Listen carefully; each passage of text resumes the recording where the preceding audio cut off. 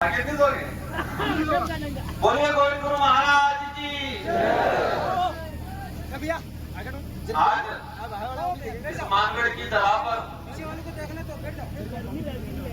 Bill प्रदेश संदेश यात्रा को लेकर इस पांडाल और पांडाल के साथ ही इस पहाड़ के चारों तरफ जो एक जनसैलाब उबला है, वो जनसैलाब राजस्थान, मध्य प्रदेश, गुजरात, महाराष्ट्र और दादरा नगर हवेली की राजधानियों तक, वर्तमान में जो मुख्यमंत्री है उन तक ये आवाज पहुंचेगी। और आज का जो जनसैलाब जो पहुंचा है, ये गूंज दिल्ली तक भी पहुंचेगी। बिल प्रदेश की जो मांग को लेकर बड़े बुजुर्ग से लगा के हमारी माताएं, बहनें, नारी शक्तियां, युवा साथी और हमारे साथ ही इस क्षेत्र में रहने वाला एससी समुदाय, माइनॉरिटी समुदाय, ओबीसी के साथी और हमारे बीच में विशेषकर जो जयपुर से आए तो प्रोफेसर एक डीडी शर्मा जी और बाकी साथियों को भी, ये बिल प्रदेश की जो आवाज है, आप सभी सोशल मीडिया के माध्यम से सुनते आए होंगे।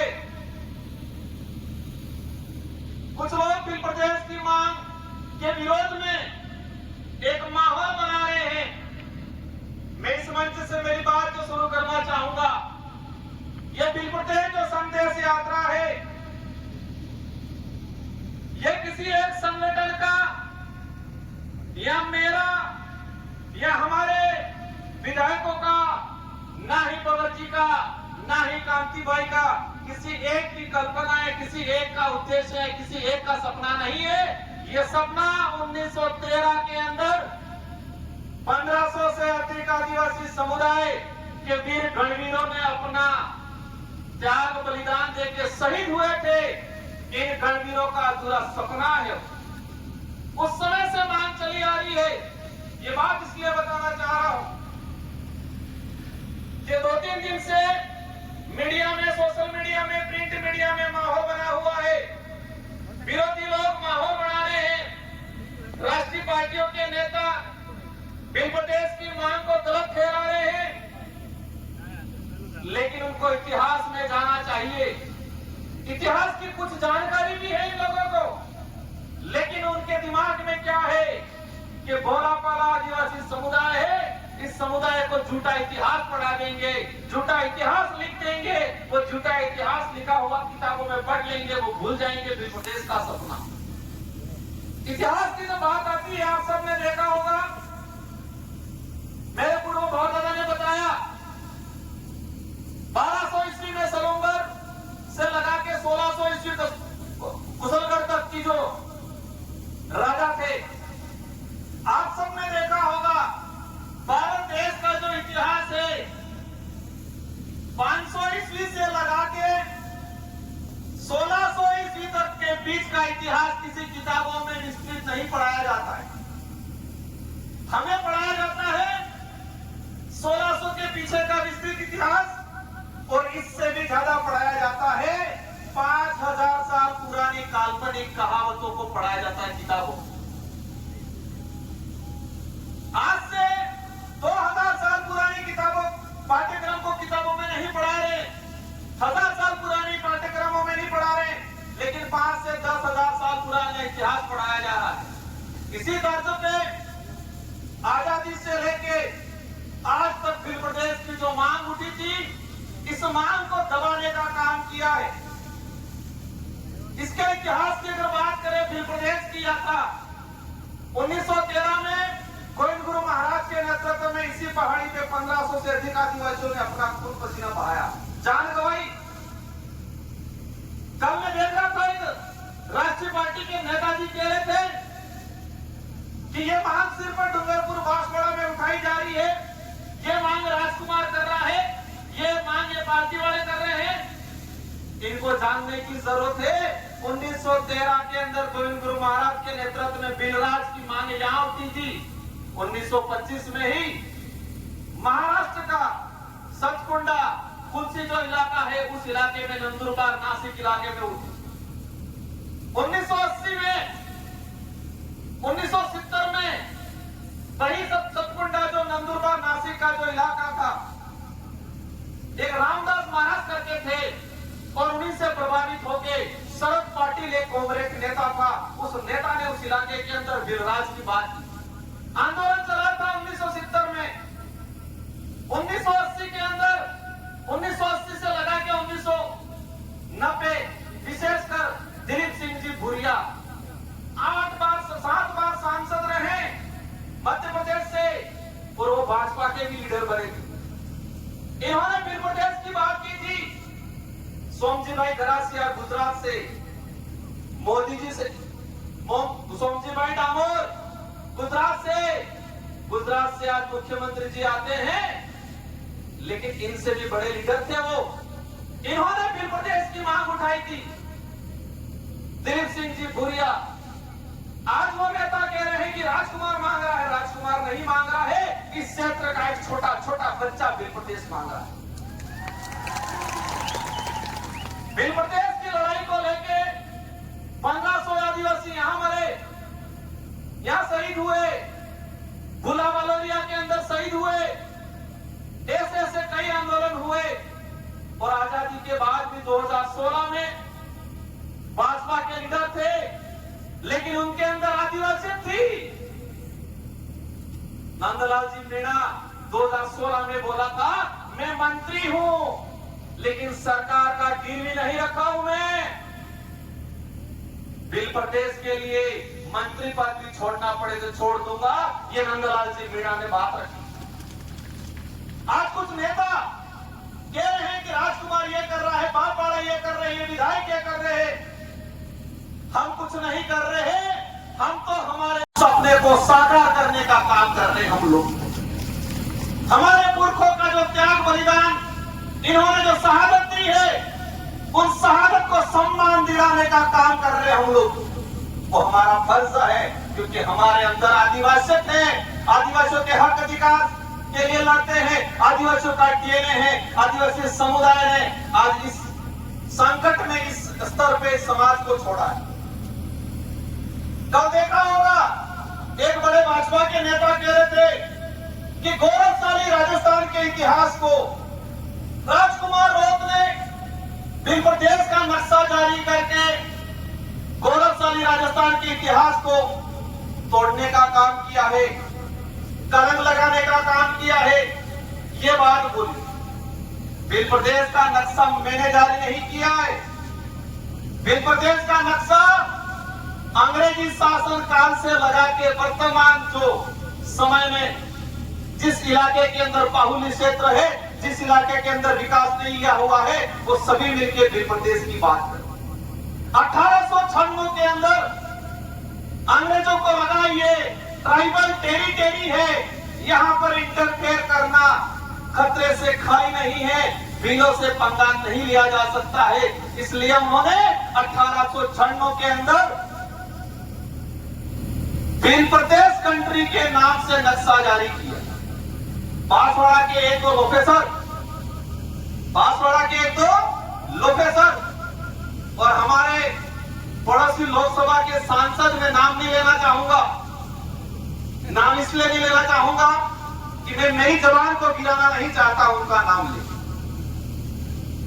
क्या बोल रहे हैं कि राजकुमार रोड पे राजद्रोह का मुकदमा दर्ज होना चाहिए, ये बोल रहे हैं ये लोग। किस बात के लिए बोल रहे हैं कि उसने कंट्री का नक्शा जारी किया।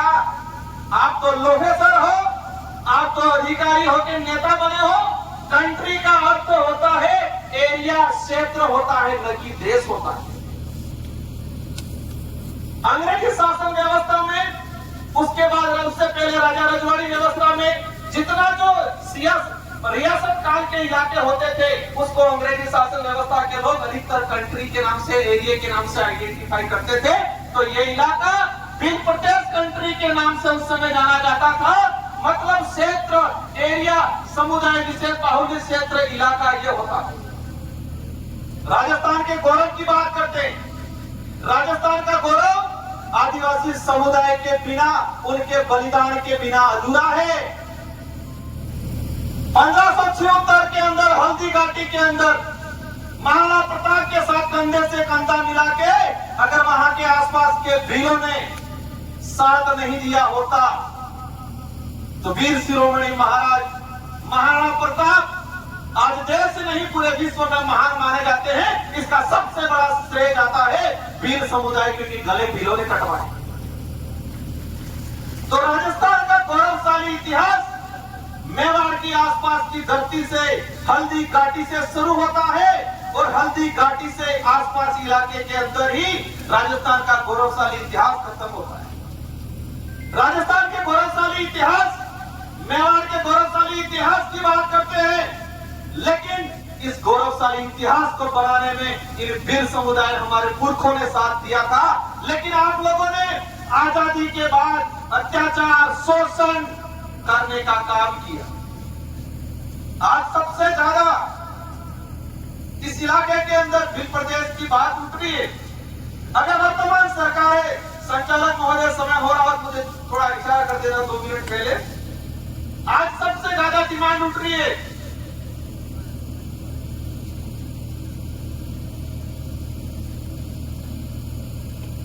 सबसे ज्यादा भिल प्रदेश की जो डिमांड उठ रही है, अगर वर्तमान सरकारें या आजादी के बाद से आज तक जो सरकारें बनी, इन सरकारों ने आदिवासी समुदाय का भला उद्धार करने का और संवैधानिक अधिकार लागू करने का काम किया होता तो साथ जनता हमको नहीं देती, उनको देती। आज ये काम कर ले, इस मंच से हम कहना चाहेंगे जो भिल प्रदेश के विरोध में जो नेता है या कांग्रेस या बीजेपी के, भिल प्रदेश के विरोध में एक सम्मेलन करके दिखाओ, हम देखते हैं कितने लोग आए। आपके गुलाम नेता आएंगे, आपके गुलाम मानसिक दिव्यांग, अपन नहीं कह सकते क्योंकि अपन सब तो वही खत्म कर, मानसिक दिव्यांग कार्यकर्ता आएंगे, पदाधिकारी आएंगे, लेकिन इस भिल प्रदेश टेरी का आम आदमी आपके साथ नहीं आएगा। गौरवशाली इतिहास की बात करते, राठौर साहब को जानना चाहिए, जिस महाराणा प्रताप के नाम से ये मूंछें उमारते हैं, अगर ये वीर नहीं होते तो इतिहास नहीं होता, और ये इतिहास नहीं होता तो आज राजस्थान का गौरवशाली इतिहास के नाम से ये मूंछें नहीं तानते। क्या स्थिति बना रखी है इस इलाके के अंदर? राजस्थान का सबसे पिछड़ा इलाका कौन सा है? यही ट्राइबल इलाका। शिक्षा की दृष्टि से सबसे पिछड़ा, स्वास्थ्य की दृष्टि से सबसे पिछड़ा, कुपोषण सबसे ज्यादा, बेरोजगारी सबसे ज्यादा, पलायन दूसरे शहरों में, दूसरे राज्यों में सबसे ज्यादा इस इलाके से। मध्य प्रदेश का सबसे कुपोषित इलाका, सबसे अशिक्षित इलाका, सबसे स्वास्थ्य की दृष्टि से कमजोर इलाका, यही झाबुआ, अलीराजपुर, रतलाम हमारा जो भिल प्रदेश है। गुजरात का देख लो, गुजरात के विकास मॉडल की बात करते हैं। गुजरात में आज भी वन विभाग के अंदर 1 लाख आदिवासी परिवार आज अपना घर बना के बैठा हुआ है, आज उनको पट्टा नहीं मिला है। सरकारी रिकॉर्ड कह रहा है, हमारा जो ज्ञापन दिया था उस ज्ञापन में लिखा है वन भूमि पहले आई या आदिवासी पहले आया, वन विभाग पहले आया या आदिवासी पहले आया? तो आदिवासी पहले आया, वन विभाग को, उस वन को उपजाऊ बनाया, उसको संजोया, उसको तैयार किया और आज अतिक्रमण के नाम से हटा है। गुजरात के अंदर 1 लाख आदिवासी वन विभाग की भूमि पे रह रहे हैं। हमारी नजर में वो मालिक है उस जमीन के, लेकिन सरकार की नजर में क्या है? अतिक्रमणकारी। मध्य प्रदेश के अंदर 3 लाख आदिवासी वन विभाग की भूमि में रह रहे हैं, आज हमारी नजर में वो का मालिक है। राजस्थान के अंदर 52,000 आदिवासी परिवार, महाराष्ट्र के अंदर 2 लाख आदिवासी परिवार। इस तरह से पूरे देश के अंदर आज की तारीख में 26 लाख आदिवासी परिवार वन विभाग की भूमि पे रह रहा है। ये सरकारी आंकड़ा, केंद्र सरकार का जो जारी किया आंकड़ा, वो सरकारी आंकड़ा। अब समझ लो कि कई भाई ऐसे हैं हमारे जो आज भी सरकारी आंकड़े में नहीं है, लेकिन वन विभाग। देश के अंदर 2011 की जनगणना के आधार पे 8 करोड़ आदिवासी है। तो ये 8% मतलब 13-14 करोड़, और आज की तुलना में आज के समय में हम काउंट करते हैं तो 17 से 18 करोड़ आदिवासी देश के अंदर है। और वन विभाग की भूमि पे इसमें 1.5 से 2 करोड़ आदिवासी आज भी वन विभाग की भूमि। बिल प्रदेश की धरती पे 30% जनसंख्या आज भी राजस्व भूमि मतलब राजस्व या चारागाह की भूमि पे आज मकान बना के बैठे। हमारा भाई आजादी से पहले मेरे दादाजी सुनाते थे, जब पानगढ़ पे खोज आई हमारे घर के आसपास से गई तो कहते थे यहाँ पर पानी पी के गए हुआ था वहां 1913 में। उस समय से हमारे वहां बाप दादों का मकान बना हुआ है, कई मकान आज भी बिलाना में। सरकार आके कहती है आप अतिक्रमणकारी हो। आज देखा जाए कुछ लोग कहते हैं जाति के नाम से राज्य नहीं बन सकता, मान गए जाति के नाम से राज्य नहीं बन सकता, फिर आप धर्म के नाम से देश बनाने की बात क्यों करते हो? जाति के नाम से राज्य नहीं बन सकता, मान गया मैं, फिर धर्म के नाम से हिंदू राज बनाएंगे, ये बात क्यों करते हो? क्योंकि इस देश के अंदर सभी धर्म के लोग रहते हैं, सभी जातियों के लोग रहते हैं। बिल प्रदेश जो डिमांड है वो डिमांड सांस्कृतिक आधार पे है। संविधान की अंदर अनुच्छेद 2 में 3 में भाषाई आधार पर राज्य बन सकता है। एक सभी अपने दिमाग में डाल ले, क्योंकि आप लोगों को गुमराह करते हैं, कहते हैं संवैधानिक दृष्टि से ये सही नहीं है। पहले संविधान पढ़ लेना चाहिए उन लोगों को। भाषाई आधार पे राज्य बनता है। डूंगरपुर नो कालजो बनता हो तो कालजो हर का बोले नहीं बोलता है। सांस्कृतिक आधार पे राज्य बनता है। बांसवाड़ा नो कालजो, न्याय जाबुआ नो कालजो, रतलाम नो कालजो हर का के कपड़े पहने नहीं करता है। भौगोलिक आधार पे इस इलाके का आज दिल्ली की तरफ से लोग आते हैं, नॉर्थ ईस्ट के लोग आते हैं, उधर साउथ के लोग आते हैं। क्या कहते हैं? राजस्थान तो रेगिस्तान होगा ही समझ रहे हैं अपने इलाके में। राजस्थान को किस नाम से? रेगिस्तान के नाम से परिचित करते हैं। और ये बात सही है, अगर इस इलाके में भील समुदाय नहीं होता तो राजस्थान का जो गौरवशाली इतिहास की बात करते हैं आज सही है, हकीकत है, हमें भी गर्व है, हमारा राज्य है आज वर्तमान में गौरवशाली राज्य राजस्थान, वीरों का राज्य, बहादुरों का, बलिदानकारियों का राज्य माना जाता है राजस्थान। अगर हल्दी घाटी का युद्ध नहीं हुआ होता, मानगढ़ पे 1500 आदिवासी शहीद नहीं हुए होते, तो आज के समय में राजस्थान को गौरवशाली राज्य नहीं कहते, क्या बोलते? रेगिस्तानी राज्य ये कहा जाता है। अगर वीरों ने त्याग बलिदान, उनका खून पसीना हल्दी घाटी में अकबर की सेना को उल्टे पैर नहीं भगाया होता तो राजस्थान को वीरों की धरती नहीं, रेगिस्तान की धरती से धरती के नाम से जाना जाता है। इतना बड़ा बलिदान भूल गया। आज आदिवासी समुदाय का विरोध करते हैं। मेरी नजर में और मेरी नहीं सबकी नजर में जो आदिवासी समुदाय का विरोधी है वो सब विदेशी है, ये मान सकते हैं। जो आदिवासी समुदाय का अत्याचार शोषण करता है, जो आदिवासी समुदाय के साथ खिलवाड़ करता है, वो इस देश का बीज नहीं हो सकता। क्योंकि आदिवासी समुदाय मानवता में विश्वास करता है। और एक बात की भी ठान लेना है, कई नेता आदिवासी हैं तो पन्नालाल, कई अधिकारी आदिवासी हैं। आदिवासी होना भी जरूरी नहीं है, आदिवासी होने से ज्यादा आदिवासियत होना जरूरी है। आदिवासी होना जितना महत्वपूर्ण है उससे ज्यादा महत्वपूर्ण इसके अंदर आदिवासियत होना जरूरी है। मामा बालेश्वर को आज अपन भगवान मानते, वो आदिवासी समुदाय से नहीं आते थे। आज में वो बीडी शर्मा जी आए, हमसे याद है बीडी शर्मा जो छत्तीसगढ़ बस्तर के अंदर कलेक्टर थे। और एक बात आप सबको जानने की जरूरत है कि इस देश के अंदर एकमात्र जगह है जहां पर संविधान मंदिर बना हुआ है, वो बस्तर में बना हुआ है। संविधान मंदिर बना हुआ है, लेकिन एक बात ये भी समझनी है कि जो भी गैर आदिवासी समुदाय का व्यक्ति अगर आदिवासी की बात करता है, उसके साथ भी ये घिनौनी हरकतें करते हैं। बीडी शर्मा कलेक्टर थे बस्तर के अंदर, उन्होंने देखा आदिवासी समुदाय जो मानवता में विश्वास करता है, जीव मात्र में विश्वास करता है, बरवंजियों तो बता रहे थे सांप को भी नहीं मारता है, ऐसे समुदाय के साथ अन्याय हो रहा है। मैं कलेक्टर हूं, उस कलेक्टर रहते हुए उस व्यक्ति ने इस्तीफा दे दिया और आदिवासी समुदाय के साथ खड़ा रहा।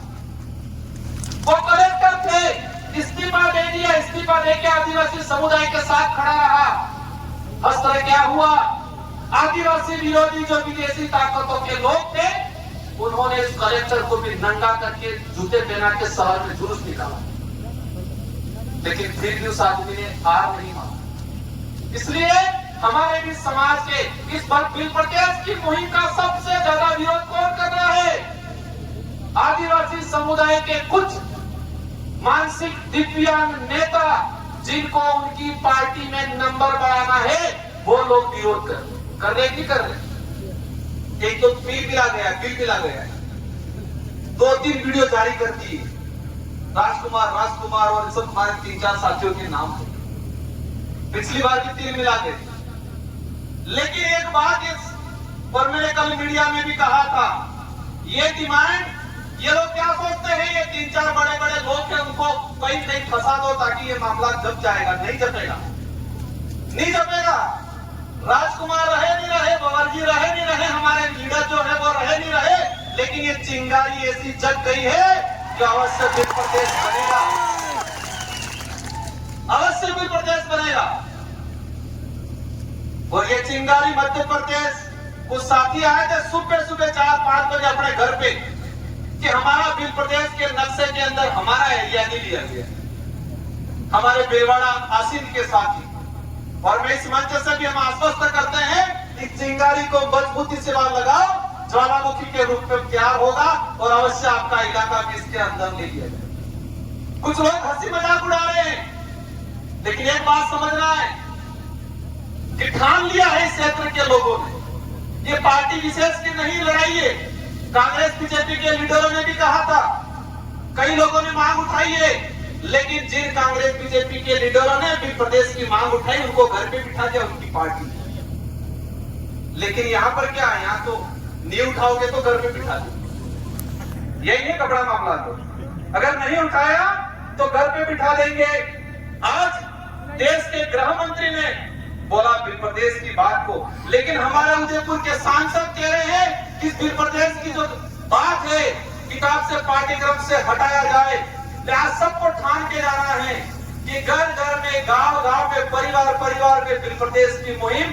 बिल प्रदेश अगर बनता है तो कुपोषण दूर होगा। अशिक्षा जो आज यहाँ स्थिति फैली हुई है, हमारा समुदाय क्षेत्र में रहने वाला, हमारे साथ जो व्यवहार बना के रहने वाला हर वर्ग का, हर इंसान का उद्धार होगा।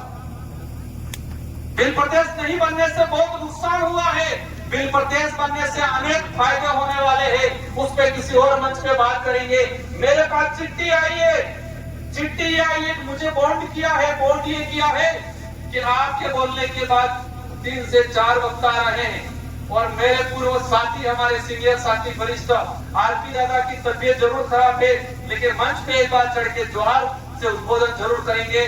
आप इन सबको सुनना है और जितने साथी बोलने के लिए वंचित रह गए हैं, मैं अनुरोध करूंगा कि नेक्स्ट बार आप सभी व्यवस्था के लिए भी तैयार रहे और बोलने का भी अवसर आप सबको ये मंच देगा।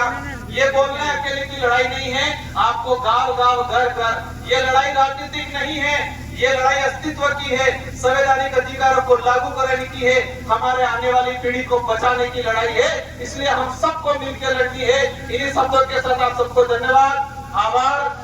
बैठना है, कोई उठेगा नहीं। 2 से 3 वक्ता रहे हैं, इसके बाद शांतिपूर्वक तरीके जाना है और इस आज से ठान के जाना है कि अगले साल, आने वाले साल बिल प्रदेश का ये जो कारवा है, पूरी 2 से 3 पहाड़ियां ढक जाए।